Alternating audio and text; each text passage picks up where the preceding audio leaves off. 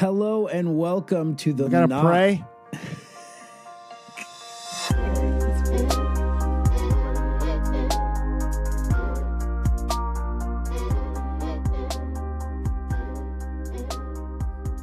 Welcome to the Fringe Youth Worker Podcast with TJ and Sonny.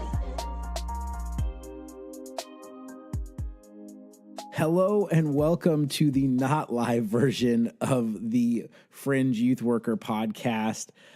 I am TJ McConaughey and I'm joined by Sonny Saltalamacchia, my best friend, but I actually don't know if we're best friends after the ordeal that we just went through trying to go live with our show today. We had closed door after closed door. Sonny, what is real?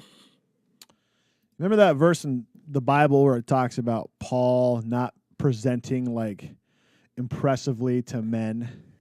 Yes. Sometimes I feel that way because, you know, I come across very, just hard to stomach sometimes as artichoke. But I'm actually right about a lot of things. And the fact that our tech wizard friend Jeff gave me props for being correct about the problem was all I needed, bro. I'm doing great. I'm doing fantastic. This night couldn't have turned out better.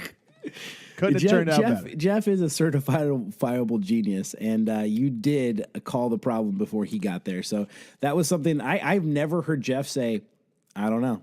I've never heard him say that before, and he literally said that a couple times the night we were trying to work on. To me, making this that was live. better than the actual live cast being live and all that kind of stuff. To hear that, so yeah, let's talk vindication about for the hot dog. Let's talk about the hot dog. The hot dog. That's going to be a Tales from the Fringe at some point. Let's talk about this really quick, guys. We hyped this up all day, and actually something me and Sonny have been talking about for a long time. And I spent a bunch of time trying to get it right today. And we got me and my face on there and my audio, and we got Sonny and his face on there and no audio for Sonny. And it was an extremely deep problem. And so we could not go live. You know, one of the problems we have here is we are in two different locations. And so we have to have a lot of technology working for us. But we are still committed to a live show. Our friend Jeff Solium, who literally has a super successful YouTube channel, like over 100,000 subscribers, is sending us, what now? 91,000. 91,000. All right, so close to 100,000 subscribers on YouTube. He is going to send us. He's going to send us a computer so that we can make sure that this whole thing works. So what a dude! And so we'll be waiting for that. Cool. Yeah, that's a good piece of this. But, you know, I got a lot to talk about, and I'm glad that we're actually doing the show, and I'm excited to give you guys some solid Fringe content and to do this thing. But I'm done with the chit-chat. I'm done with the problems. Let's get to the show. To the show. To the show. Just let's get to the show. To the freaking show. Let's get it. Let's just make this thing happen, right?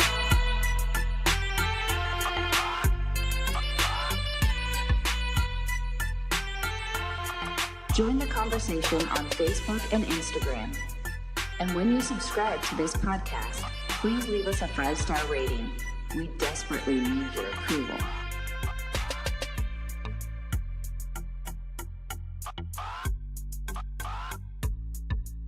All right, TJ, question of the week. I'm going to go ahead and spit it to you first. What is a compliment you don't like to receive?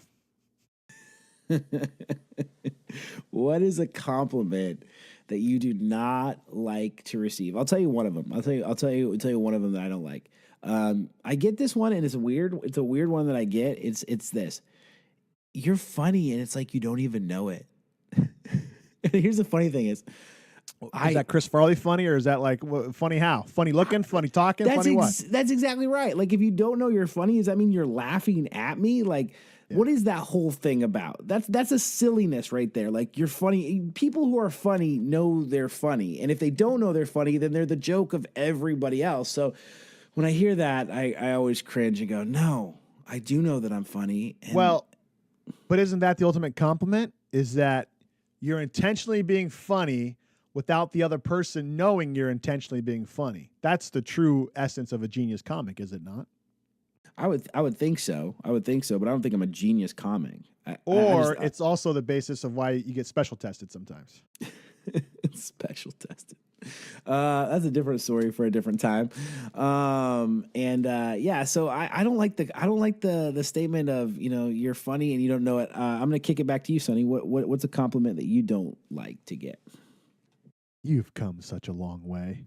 Like, from what? What have I come from? Being a piece of crap? Like, you know what I'm saying? Like, I love watching you grow, man. What do you mean watching me grow? When did you meet me? When I was doing crap in my life? Like, you know what I'm saying? It's like, you win comeback of the year. You win redemptive story of the, it's like, okay, this is a compliment about growth. But it's also like, man, you were really awful like a year ago, and you've really turned it around. Good job. It's like the worst compliment ever, I think. The comeback player of the year. Yeah, no, it really is. And I've got that one too. It's like, especially people who knew me in high school. It's like, man, you really turned it around. You really became something. None of us thought that was going to happen. It's like, well, what were you betting? Was there a bet? What were the odds? Yeah. Like, what'd you think? Did somebody win a lot of money for betting on me, or did just everyone lose? Where was this bet at? Here's another one. Yeah. Wow, you married her? Wait. Got that one a couple times. Wait. Let's clear this up because that can go either way. That they're slamming you, right? Yes, they're saying, yeah. They're like, wow, you married her. Yeah, not like, wow, you married her. Not your beauty. The inflection is on the inflection is the her, not her. Yeah, that's your wife? Yeah, like that's your wife. Wow. Yeah. Whoa. Yeah. Whoa. Yeah. No, I've How did you trick her into marrying you? Yeah. I've definitely got that one. And you know what though? You want that to be true. That's one I don't mind. That's a good compliment. Yeah. I don't mind that one. I'm always like, yep. I want people to think that I'm. But it's still a shot against my you. average. It's still a backhanded compliment to a certain. It totally is a backhanded compliment. It's totally aimed at you, but that's the one I don't mind that one as much. I don't mind that one as much. And here's another one. Here's one that we've gotten on the forums. This podcast is just really raw. Especially after the ordeal that we went through today, and how much prep it actually takes to make one of these things happen. When you hear the word raw, I'm like, wait a second. No, we produced this show. There's a lot of steps to getting this thing going right. And here's the thing is, I thought that this was only going to take 20 minutes a week. You were right. You were totally right. Man, I'm just killing it tonight. I'm killing it tonight. All my friends tell me I'm right. You know what? I have told you you're right about that one before too. What's another one you got? Here's another one. You're just a big kid yourself. Like that one. Yes, because when we work with kids, it's like, yeah. Like I get that all the time, and it's man. I walk into leadership meetings sometimes, and some of them may listen to this podcast. I don't know, and I walk in there, I try to be as proper as I can, stuff like that. But then it's like they just like I'll say something and they'll just brush it off because I'm the youth guy or something like that. He's the youth guy. Or whenever I have to meet auditors and stuff like that, oh, he acts this way, it's okay, he's our youth guy. It's just like, come on, dummies. You can't laugh. You can't. You get to a certain age or a certain position in life and you can't freaking crack a joke. Yeah. The overgrown children. I've gotten that one. The overgrown child. Yeah. The reason you're so good with youth is because you never grew up. Yeah, because you're a kid yourself. Yeah, all that stuff. And it's like, man, I pay a mortgage. Okay. Yeah. I balance a checkbook. I have things I have to do that make me very functional adult. I change the oil. I've got a boat. Okay, well that might be make a big child. Maybe that is a big child thing. I have kids. I have fathered children. That's not a win because I just know too many parents who that doesn't qualify you for anything. But that's one I don't like. And here's another one, Sonny. You're not that fat. I've seen fatter. Have you ever seen my 600-pound life? I've seen fatter. Yeah.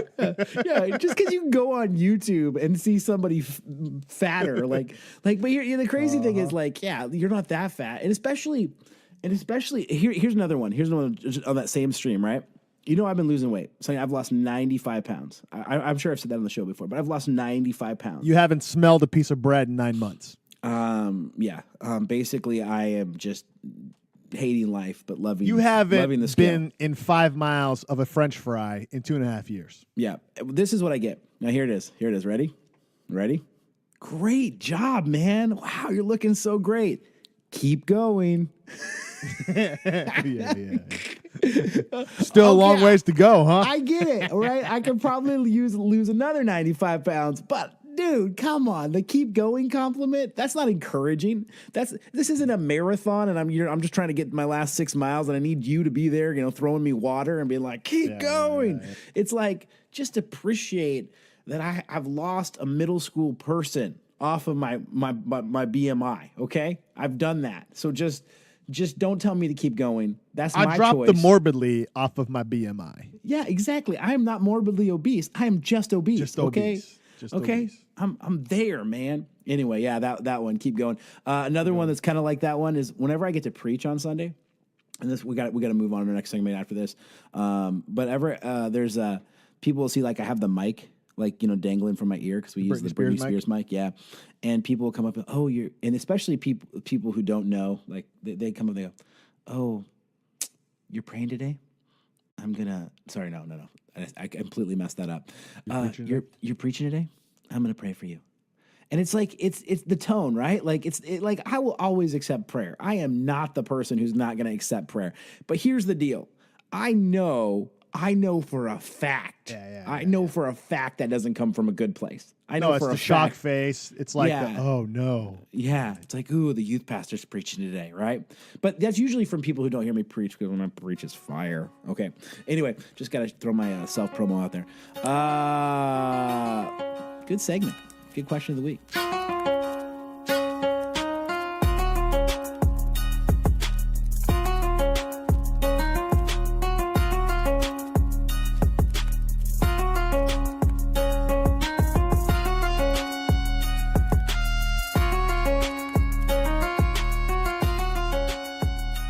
All right, Teddy Francis, Tales from the Fringe. Tales from the Fringe. You want to go first? You want me to go ahead? Yeah. People who are new to the podcast, this is where me and Sonny just tell good old-fashioned stories about working in the fringe youth work that me and Sonny get to work in. Today or yesterday was a big day, a day that is very religious for me, a very religious day for me. Oh, please. This is a big deal for me. Yesterday was opening day of baseball. Opening day of baseball every year, Sonny. I mean, Sonny, you probably can attest this. I'm probably one of the biggest baseball nerds you've met, right? Like I'm pretty close to that, right? So when I watch. It's not even close. Yeah, I have dreams that are just baseball dreams, like going and traveling to all the stadiums, right? Go every MLB stadium in the United States. That's a dream of mine. Another dream is to go down to Arizona for spring training and just soak in as many games as I possibly could be. Now, this would probably be on my next marriage because my wife could never stomach that much baseball. And by next marriage, I mean not, obviously. Yeah, are you basically saying you're getting married again? No, it was a joke. I'm so funny. I don't even know it. Anyway, it is baseball season. Long segue to say it's baseball season. So I have a tale from the Fringe that's baseball related. Last year, Sonny, I was, this isn't so much about fringe kids. This is about fringe ball players. Let's say that, right? I was working, one of the things our church has is it has a softball team, right? And the team that I get to be on and the team that I kind of captain, I don't coach it, but I captain it, is the team that has all the youngsters on it. And a lot of people aren't that great at softball, okay? And so I got a couple of my students who are from my youth group, but they're playing on the church softball team, but they've never even played baseball really before. They can throw, they can catch, but it's rough. Yeah, it's pretty rough. And it's hard to get practices in, right? Like, Sonny, you're on softball teams. It's hard to get practices in. So after second game, and we just got smashed, I realized the lights were going to still be on, and there was going to be nobody at the field after us. And I realized this might be a good time to get a practice in with some of these new guys. So I went to them after we just got smashed in a game, and I said, can you guys stick around? We could just kind of hit some balls. And so we did. And we were just kind of doing the thing where people are shagging balls in the outfield, one pitcher, one hitter, and just hitting it out there. And it's my turn to hit. It's my turn to hit. And I'm not hitting anything good. Like, I'm not hitting anything solid. And I'm hitting off the end of the bat. I'm hitting it too close to the handle. Everything I'm hitting is hurting. And you never want to leave an at bat, or especially a practice at bat, with not hitting one good, solid hit. And so I keep being like to the pitcher, just give me one more. Just give me one more, right? And that keeps happening. And I'm like 6 pitches into just one more. And I finally get a hold of one. And I rip it. I rip it so hard, Sonny. Like, it was good. Now, it wasn't like a home run because it was too much of a line drive. So it was a little bit too low to clear the fences. But when I hit it, it's kind of this really hard line drive. And I see that I hit it kind of right in the middle of 2 of my students who aren't great ball players. And I can see them just running towards each other at a pretty fast pace. Now here, I'm just going to pause this really quick, Sonny. You think you know where this is going? You do not, right? Actually, I do. I heard your sermon on it a couple weeks ago. Okay, go ahead. All right. But so they're converging, and I think, oh, they're going to hit each other. They don't hit each other, but I watch, because it was kind of deep in the outfield, so I couldn't see it all that well. But I watch as the ball kind of bounces up, and it looked like it hit one of their gloves or something like that, but it had a real bad sound to it. Let's say that. It did not sound like the leather of a glove. It sounded a little more solid than that, let's say. And then after I hear that sound, I see them both hit the ground. Just both of them, like instantaneously, both are on the ground holding their heads. And I thought, I could tell that they sort of missed each other. I could tell that they didn't collide, but it looks like they're both holding their head. Did they just could they just hit their heads and do this? So I kind of run out there, except for I don't run. I kind of just jog because sometimes teenagers are dramatic, right? Correct. And so I get out there and I can tell both of them are kind of bleeding from their heads. And I'm thinking, what the heck is going on here? I'm doing my best, investigative. I'm just investigating the situation, right? Like I'm trying to put this whole thing together, right? What happened here in this crime scene?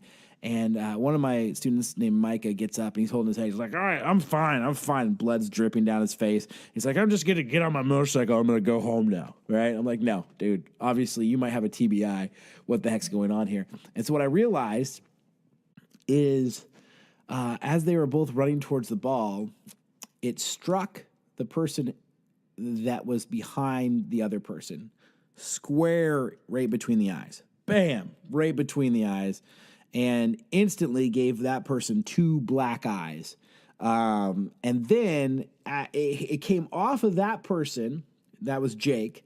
It came off of Jake's head with enough force to go into Micah's head, right? Like literally hit Jake in the head square, and it came off with enough force to then hit Micah in the eye, and it split Micah's head open. And he had blood just dripping everywhere.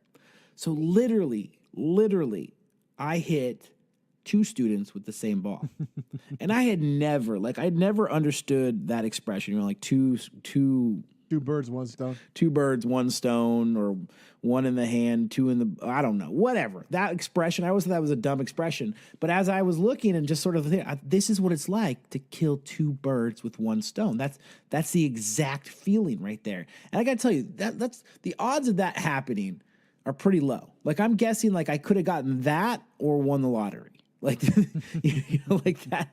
That's kind of the odds of that thing happening. So we go to the hospital, and I'm a good youth pastor, so I take them to the hospital, and they don't believe us. They think that these 2 kids had gotten into a fight, and they literally asked us. The hospital didn't believe you guys? Yeah. The hospital didn't believe us, and they kept being like, "Are you sure you didn't get in a fight? Are you sure that didn't happen?" And we're like, "No." And the cool thing about it was, after a while of swelling happened, Jake's head actually had the stitching of the ball indented into his eye. Like you could literally see the stitching of the ball in his eye. At the end of the day, I think Jake had a broken nose, 2 black eyes. Micah had a black eye and a split eyebrow. and like I think he had like 11 stitches or something like that. But 2 people, hospital, ER visits, 1 ball, 1 hit, and that was it. So that's my tale from the Fringe this week. Not really Fringe students, but Fringe baseball players for sure. What the parents say? Were they mad? Or they upset? Or they were cool? Or what? Oh yeah, they were really cool. I actually sat with both their parents in the ER, or both their moms in the ER till like 1:00 that morning. It took a while for them to get in there, and we just laughed and had fun. And actually, the both moms ended up thanking me for hanging out and being a good youth pastor to them. I mean, you're a pretty good youth pastor when you can break 2 kids' faces and have their moms thanking you afterwards. So,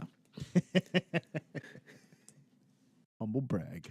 It's just kind of one of those. I mean, stuff's gonna happen, Yeah, but that's kind of. I remember when I heard it the first time because I think you shared it in a sermon a couple weeks ago. When I heard it, then I was like, "What the heck? Where's this thing going, man?" And that had to have been the most craziest thing you've ever kind of seen, like in real life, for a ball to hit so hard it bounces off another kid's face. Like that's kind of yeah. Well, I wish. See, the thing is, I wish they were closer to the infield so I could have just witnessed the whole thing like perfectly. I just saw. Yeah. I saw it at a distance, and afterwards I could kind of put the mental memory back together. But there was another person standing out there who got like a first class view of the whole thing, right? And they said it was awesome, like terrible awesome. So, and if there's a video of that, that's like viral times 1,000,000. I mean, Gosh, you retire on the money from that video. We're at 100 million views. If we could just literally 100 million views, and especially with both of them breaking their faces. I mean, crazy, and that would have been awesome. Anyway, dang. All right. Okay. My story takes place in inside of a detention center. I had a PO call me up, state that she has a kid she's been working with for a while now. Kind of a rough kid, no dad around. Mom's kind of alcoholic, and just a rough situation. So she's like, "Hey, I'm really hoping you can help him out. I think he would do well with you," and so yada yada. So I go into detention and meet him for the first time, and I sit down and I do his registration basically to get him into it to see us, and that takes place about 10, 15 minutes. I'm just making small talk with him, and then after that, after I get the paper signed and stuff like that, I just start talking to him a little bit about his life, and it wasn't an assessment; it was just kind of a get to know you appointment, and so we're just kind of talking about whatever, and I noticed on his hand he has several like little small, kind of generic tattoos on his hand and stuff, like obviously his buddy did, in the back room of some house and stuff like that during a house party. And they're kind of explicit, like "kill me now," "life sucks," and then one of them is just straight up. It just says 666 on his hand. And so on the topic of conversation, I'm pretty blunt a lot of times with the kids and stuff. So I just ask them straight up questions, and I just go, "Hey, what's up with the 666 on your hand?" And he goes, "Yeah, well, I believe in the devil." I'm like, "All right, well, I said, a lot of people believe in the devil." I said, "But why'd you get it tattooed on your hand? You don't believe in God or whatever?" He goes, "No, I don't believe in God." I said, "Well, how come you believe in the devil and not God?" And then he says this, I'll never forget it. He said, "Well, I've only ever seen the devil. I've never seen God in my life." Ooh. Right? Ooh, man. And I just sat there for a second looking at him, and he was looking at me, and some kids, I think, they'll say things to get your attention, and they'll exaggerate things, and they'll try to you can almost tell when a kid's lying, the way he says something and kind of looks at you afterward to get the validation of what he just said that shocked you. Wow. And there was none of that with this kid. It was just this blank stare in his eyes, and just tell him how he feels. And he basically, I believe in the devil because I've never seen God in my life. And that's always kind of stuck with me, man, ever since I met this kid. And I've just kind of, you grow up in your own life, and even you grow up as a fringe kid, and you think, you had it rough or whatever, and you just kind of forget sometimes that, man, other people come from places that we couldn't even wish upon our worst enemies and stuff, And so over the years of working with him and stuff like that, I just got to know him a lot more, and I think he was right. He had only seen hell growing up and stuff like that. And fortunately, we were able to hook him up with some good community partners and do some good work with him and stuff like that. And he's doing great at this time. But yeah, just kind of and I think the longer you do the work, the more you interact with these fringe kids. You think you have heard it all and seen it all. I remember the first time I heard horrific stories of abuse, and this one girl in particular, I had after her assessment, I just sat in the room and just started crying, because it was just so crazy. And then you almost kind of get jaded because you hear it so often, and it's never okay, and it's never, it's never normal. It's still shocking, but it's just not as intense. Yeah. I think I'm saying that wrong, but then this kid says that, and it just kind of like hit me. It was just like after so many years of doing it, just like all of a sudden, like, dang. Sometimes I kind of forget what these kids live through and go through, and it was pretty crazy, man. But it was cool. Yeah, they're survivors, man. I mean, they're trauma survivors, and this world it's broken, and it just doesn't leave certain people alone, and there's certain people who just inherit just based on where they live and who's in their house and who gave birth to them. They just inherit a whole bunch of brokenness because of that. And I think that's what makes the call to being a fringe youth worker so powerful, because you're called to kind of go into those really dark places, those really, really dark places, and to just be light in those moments. And that's not always easy, especially when you hear a student testifying to that darkness in that moment. I'm sure that person was being honest. I'm sure that student was being completely honest. And that's unfortunate. And so then the task in that moment, I think, and I mean, what is the task in that moment, Sonny? What is your first reaction in that? Well, I think the word, and it says when someone's rejoicing, rejoice with them. When they're mourning, you mourn with them and stuff. And so I said, man, I said, what's that like? I just sat with them and just kind of asked him what his life has been like, and just let him tell me his story. And I'm really finding like the power of story is pretty cool. Me and you have always kind of talked about it, but I think I'm reaching another understanding of when you allow others to really tell their story, and when you allow others to kind of be heard, that in and of itself almost not like removes all the pain and cures the pain, but I think it helps so much. And right now I'm doing this video project where I'm having a lot of kids audibly read through and tell their experience of the ACEs, which is the adverse childhood experiences, which is 10 things that, like, your parents are divorced. Did you ever watch your mom get beat up? Were you ever abused in the home? Did you ever feel like you weren't loved? And it's you can look online, adverse childhood experiences. And so I'm having these kids read through that, and then I'm sending the audio out to a former intern who's at this video school, and they're going to make an animation video based on each of these kids' stories. And then it's going to kind of highlight that, like, it's not weed that's the gateway drug. It's the trauma that these kids go through is the gateway drug. Wow. And one of them, one of the girls, she stated, I started using drugs not to get high, but I didn't want to feel the pain anymore. Wow. And I thought that was pretty cool, because I think sometimes we always think drug use is about the feeling of what the drugs do for you as far as feeling good, but sometimes using drugs is simply the absence of pain that is the pulling factor there. Mm-hmm. And I think that's really hopeful, because as a youth worker, you don't have to compete with the high that heroin can give them. Mm-hmm. You just have to help them for however long during their week not have to be in pain anymore of the stuff they have to go through. And so I think that's why youth group has just always worked for so long and with so many different kids, because it provides that platform of just goofy, dumb fun that removes the pain for a while, and in the context that I work in, it's a lot of these gangster, they're rough kids. And right now we're doing a music video for this new song we've been working on, and the song's it's just kind of a cool, vibey song. And the video, it's pulling guys who are out of a youth correctional facility, and another guy who was kind of coming up in probation, another kid who's from the country and stuff, but it's pulling them all together under the basis of just fun and togetherness and laughter and just all stupid kind of fun, and when we shot the video yesterday, a lot of the video yesterday, and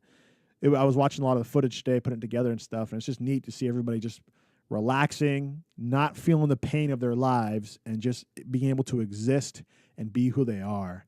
And when you can provide that environment for your kids, like, you're better than any drug out there, you know? Yeah. This is cool, man. So that's our response. I think a couple of things that I just like to comment on here, and the thought that I've sort of had for a little while now is that one of the most powerful things about youth ministry and the way we do youth group is there's not a whole lot of things in a student's life that call them to just to be.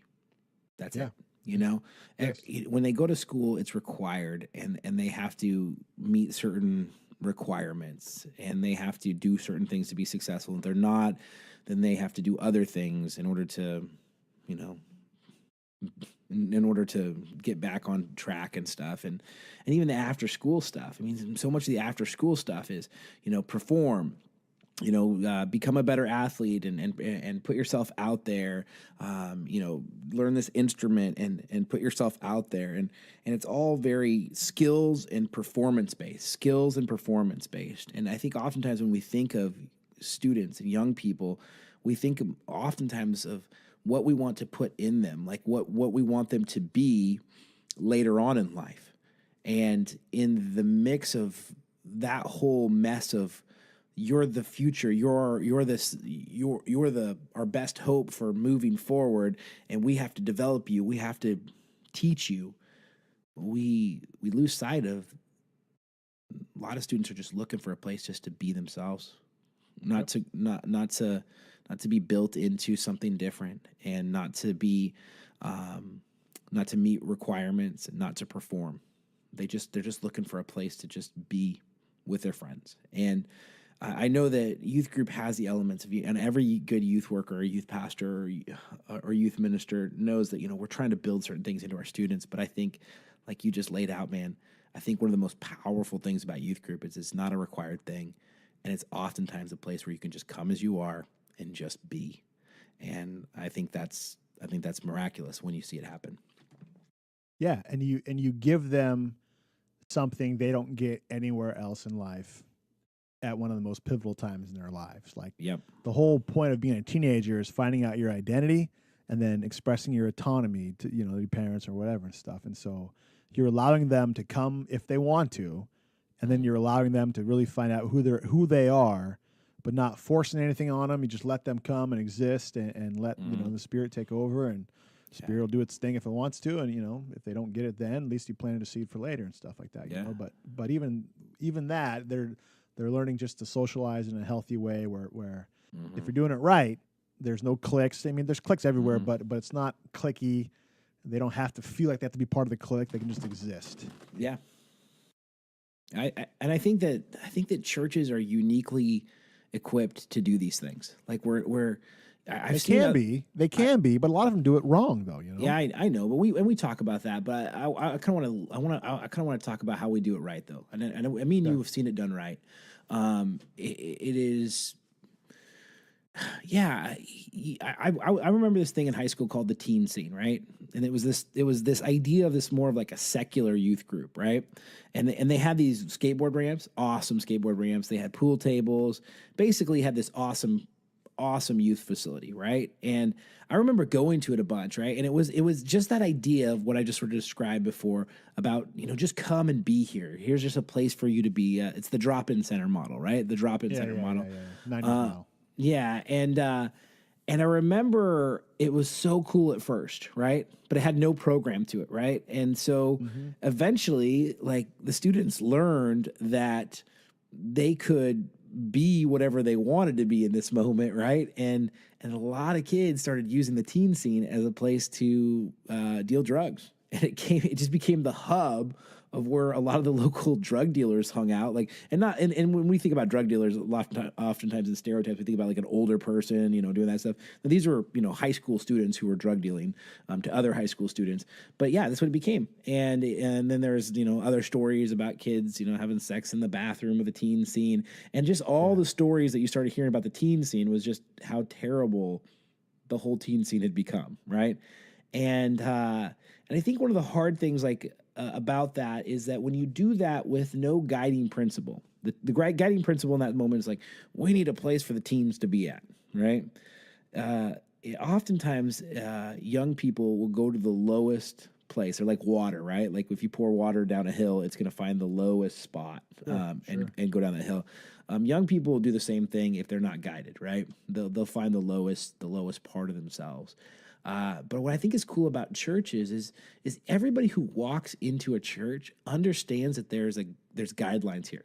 There's a law, there's rules, and even before you open your mouth and say any of those rules, like a lot of students, just because of the nature of church, will be respect on it from the get-go. Yeah, they'll respect it. And this is what we saw when you would bring before we had Camp Respawn and we started doing that, when you would bring your students to youth group, they would act better. They would act better. Yeah. And sometimes that didn't mean that their language would change that much, but they would. They would put on the best version of themselves. And it wasn't like they were faking it. They were still being funny and relating and all that stuff, but they knew this is church and this is different. And this is not the place I'm going to hook up in the bathroom. This is not the place I'm going to deal drugs. And again, it's not to say that stuff oftentimes those were the kids in the church doing that, and the fringe kids, right, ones that I was bringing, would respect it more. Totally respect it, and that's it. And that's like, I don't know. I think that's one of the cool things about churches is that we are uniquely qualified to make these kind of drop-in ideas, and I think that people tend to respect that. Now, that doesn't mean you're not going to have awkward moments. That doesn't mean you're going to have moments where you got to protect your culture and enforce a rule and make sure that things don't happen. But we have at the teen scene, kids start stealing drugs, and you're like, hey, don't do that because it's illegal. Okay, well, they already knew it was illegal, and they're just going to do it somewhere else, or they're going to wait for you to leave and keep doing it there. At church, don't do that. Don't be that because there's something better for you, and I think God has something better for you. I think you should dream of a life that's better for you than this moment, and I think that's a way higher call than the teen scene call. And not to say that again, a lot of people use drop-in center model. I'm not hating on that, especially in fringe work, but I think that churches are definitely equipped in this way, and we can create spaces where kids can just be.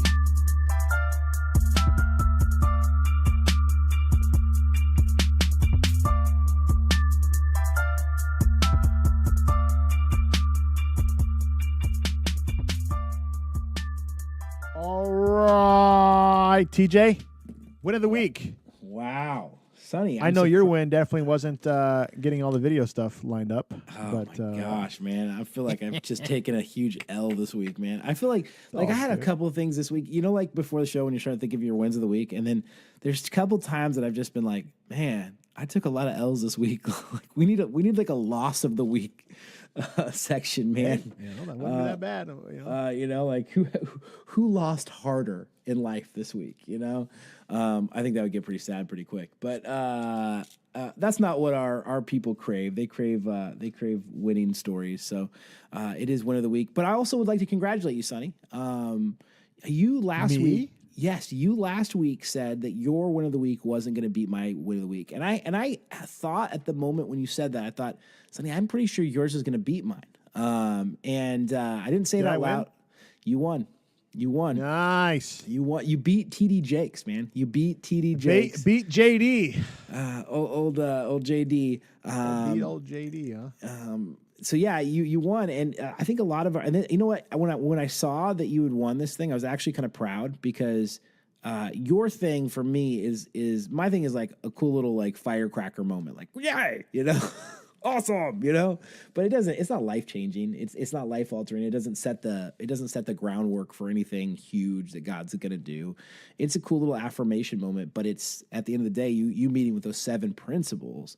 And having the groundwork laid for that's going to lay the groundwork for future fringe ministry. And I think that our listeners, our randos out there, they saw that and they said, I like that, And so it was close. I'll say that it was close. But you definitely won. I think it was about 60%. You guys about 60% of the vote. So congratulations, Sonny. Nice. That's cool. On your win of the week. And because you won, make it take it. Make it, take it. Much like in basketball, TJ would barely touch the ball because I'd make it all the time. And Oh take my gosh. All right. Win of the week.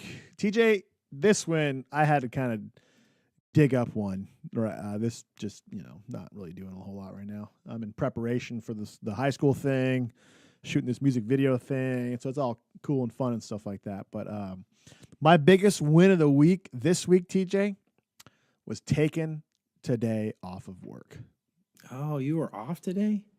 Was off today. Oh my gosh. But dude, I would have had you on my thing helping me all day today if I would have known you were that's why off. I didn't tell you. Oh my gosh. Chill. I sweated But it I down don't know for about you, 6 TJ. hours. I don't know about you, but I have a hard time. Like, I love what I do. Like, I love my job, Like, it's fun being there. The day flies by. Mm-hmm. I could work 10, 11 hours, and it feels like, I've been there for 6, Like, very rarely am I like, oh, my gosh, it's only 2 o'clock. I have to be here for now. I just love what I do, and it's very multifaceted, and I love the people I work with. I love most of the kids I work with, depending on which day you're talking to me. So it's enjoyable, and it's my passion. And so that being said, it's hard to separate sometimes. And lately, just been talking a lot with my wife, and I need to be home more. I need to be home more. I need to not be so committed to work.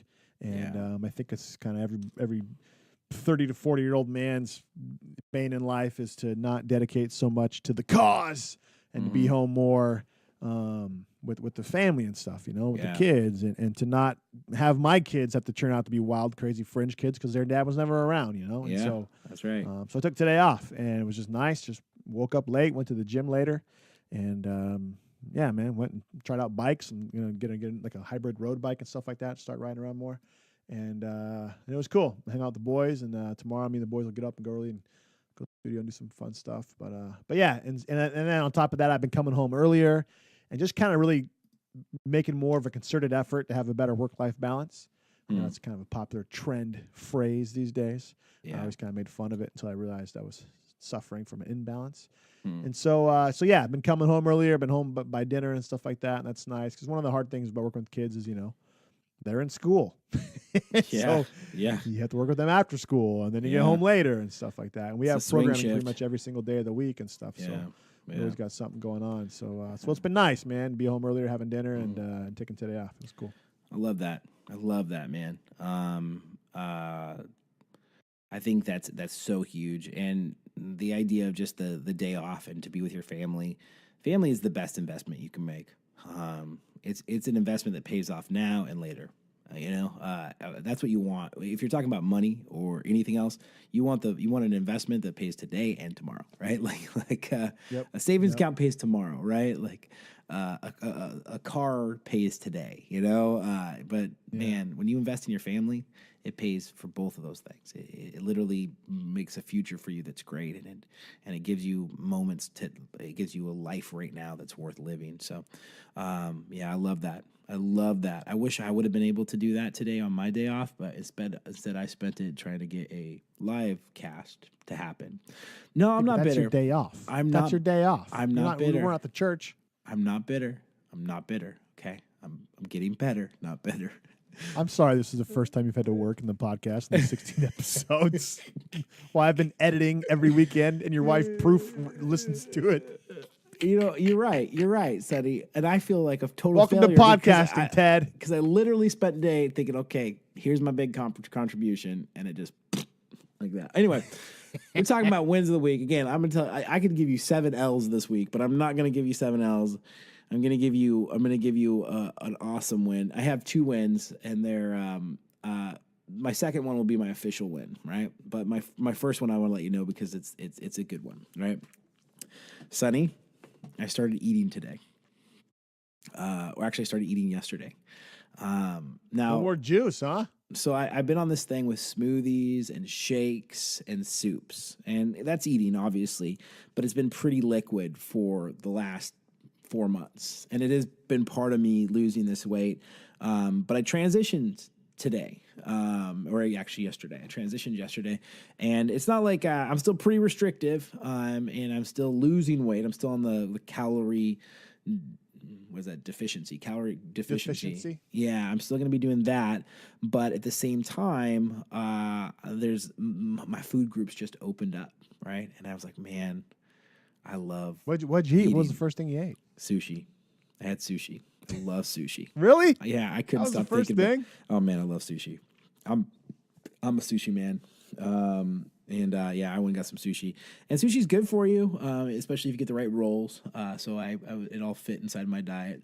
So that's number one. I started eating, and I'm so excited about that. But I'm also excited about this new phase of my healthy lifestyle journey. So I'm not off the wagon. I'm just starting something new. And then the other thing, Sonny, the thing that is my official one is in 2 days, I will be taking 30 people into Mexico to do a mission trip. Nice. Nice. And I know that might be a future win. Maybe that's a win of the week some other time. But this you can't forecast your win of the week because it But- hasn't happened yet. Well, that's what I'm saying. So the win is this. The way we do our mission trips is it's not just like, hey, we're going to Mexico, sign up if you want to go, and then maybe we'll do a couple trainings before we get there. The way we do our mission trip, and this actually started when me and you were working together down in Oregon, is the mission trip is the last thing we do in our small group program, right? And we have a small group program that meets at a different time than our big youth group program, right? So we kind of mirror like what churches do. So you go to church and then you go to your small group, right? And those are in different times and those are different programs. And so we kind of mirror that, which makes more work for me. But our small group program, it really purifies motives in our small group program. People show up to small groups because they want to be discipled, because they want to be mentored. And so we have 3 trimesters, and all those trimesters are they're forecasting for what you're going to need to go on mission, right? And so the last 3 years we've gone to really cool places. The first year we went down to Compton, went to LA. I talked about that previously in the show. Last year, so that was 2 years ago. Last year we went to Houston and did Hurricane Harvey relief, which was really great. And this year we're going to do our first out of country thing. We're going out to Merida, Mexico, which is on the Yucatan Peninsula, about an hour or 2 hours south of Cancun. So we're going to be kind of over by the Aztecian ruins out there. So that's going to be a really cool thing. But the whole idea here is that we spend all year training for this. So my win is these 30 people that I'm taking, they have trained hard. And this is basically their graduation, right? This is their rite of passage that they get to go on this trip. And then we got to have our last night of small groups, and we got to have a really sweet time in that moment, and got to pray for one another. And so my win of the week is we're ready. We are ready to go to Mexico. And in all the L's that I took this week, I know, because I'm a youth pastor, that is what we call spiritual warfare, because right before you do something great for the kingdom, right before you do something great for the kingdom, you're gonna take some L's, and that's what I did this week. So, that's my win of the week. Nice, sounds good, man. Well, we'll be praying for you. Any specific prayer requests while you're going down there? We don't have a translator. So you don't have a translator? We were told that we're going to be provided one, so we're excited about that. We don't know if we're going to get one, but we're hoping we get one. But no one on our team speaks Spanish, which would seem like a really big oversight, and it was. But yes, we are going to be given a translator when we get down there, so it's going to be good, hopefully. Or maybe it won't. Maybe it'll just be like what happened with the live cast today. Maybe they're going to lead you down some dark alley. Oh my gosh. I don't know, man. Hey, remember when me and you were in Nicaragua together and you got that haircut from that person? And I remember that I got that haircut from the person. And that was probably why my hair fell out a year later.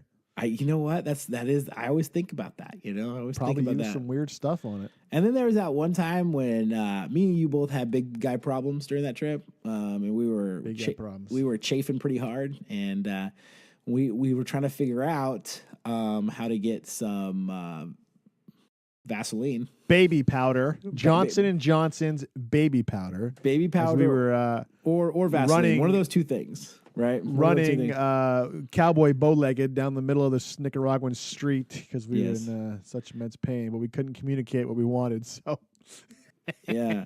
So the guy, remember the weird thing of that guy made me come back behind the counter and sit down? Okay, but the weird thing is it was like a medical office behind a convenience store. Yeah. And it was the same guy running both of them, right? It was like, we want the special stuff. Okay, come back here. Yeah. That was what was awkward about it. I don't even know what that story is. Like, I try to tell people that story. Yeah, they made me sit there, and we tried to communicate to them that we needed something for a rash in our no spots, and that wasn't coming across. And so, do we end up getting the baby? And then he asked to see your no spot, and that's when things really got weird. Yeah. Well, we don't talk about that. I mean, that's an ongoing investigation, so we can't comment on that.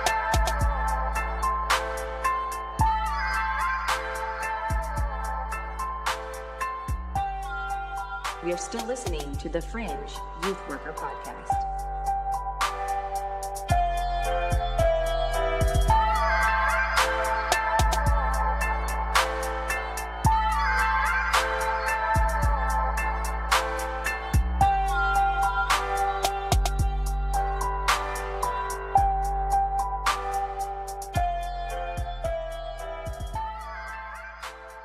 All right. Well, that concludes our episode. Sonny, you got anything else you want to say? No, I'm good. Go ahead. I want to just tell the randos we're sorry. We're going to go live. Getting a fancier computer that's going to apparently do that for us. And we can't wait to do it. And it's going to be awesome and amazing and everything else. Or it's not. And we just spent a bunch of time doing that other stuff. But until then, guys, go over to our Facebook page and our Instagram page and our YouTube page and just join the conversation there. We love hearing you guys talk about the episodes and ask questions and make comments. And here's another thing, guys. Just like what happened last week where Tim called in, if you want to call in and just leave a voicemail message, we will play it on the show. We will literally play it on the show for you guys. Just give us a call and say, TJ and Sonny, I want to say this on the show.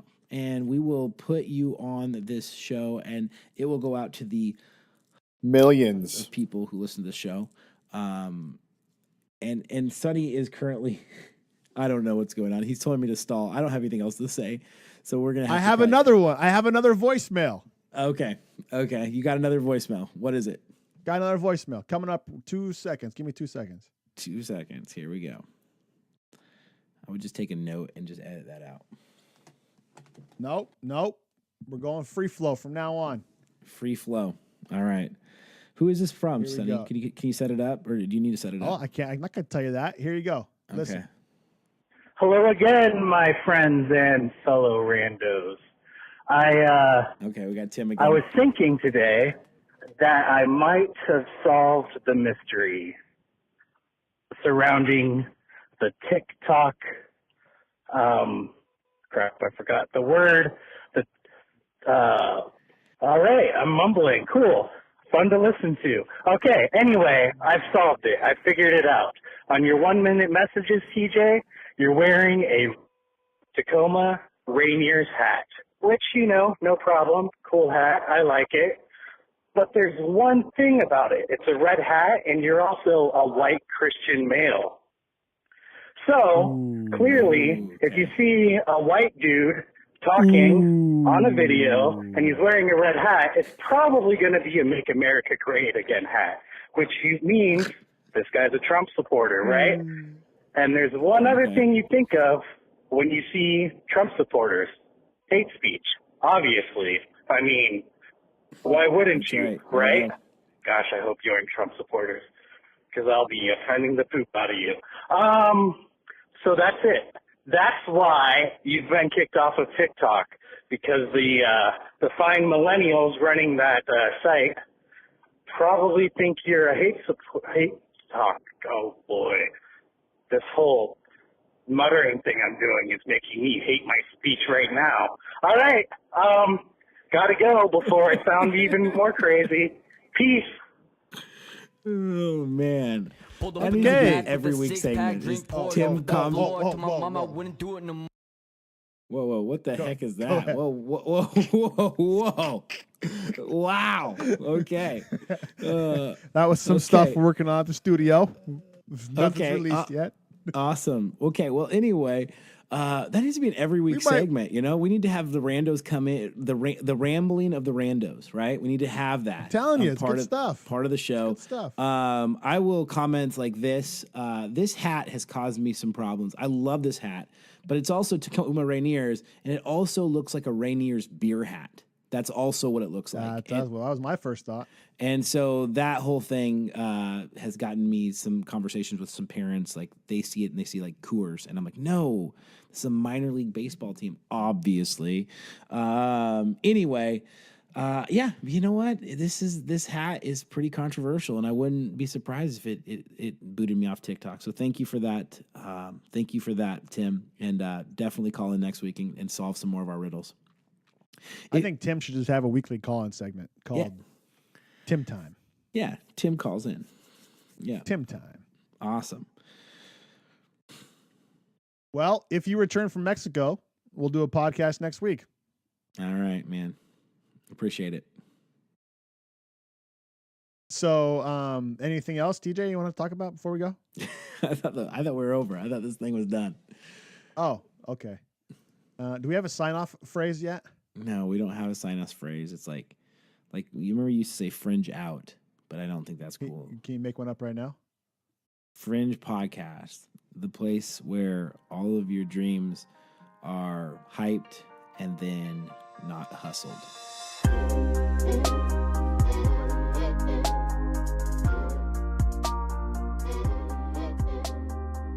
Thank you for listening to the Fringe Youth Worker Podcast.